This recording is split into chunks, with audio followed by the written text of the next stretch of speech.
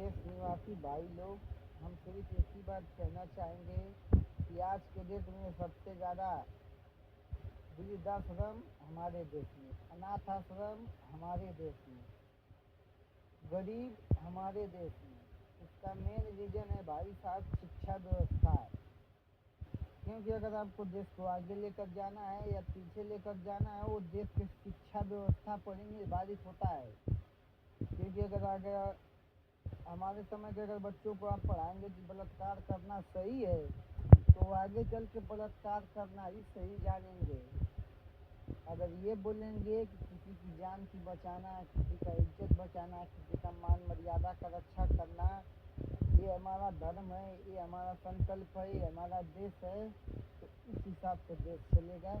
इसी हिसाब से भाई साहब हम हर किसी से कहना चाहते हैं, भाई साहब हर किसी से, हमारे देश में जो भी ये नहीं है कि कोई मुसलमान है, हिंदू है, ये है, वो है, कुछ नहीं। ये सोचो कि यार हिंदू मुसलमान होकर क्या फ़ायदा जिसमें माँ बहन बाप बेटी का ही मान्यता ना हो, धर्म का क्या फ़ायदा है।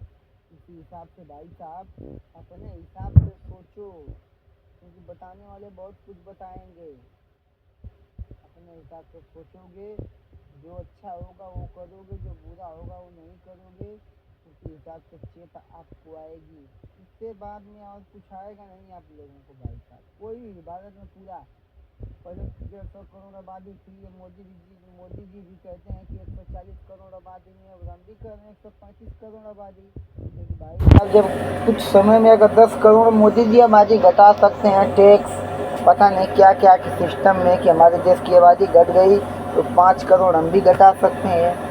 इसी हिसाब से भाई साहब अपनी सुरक्षा स्वयं करें बस। हरि ओम।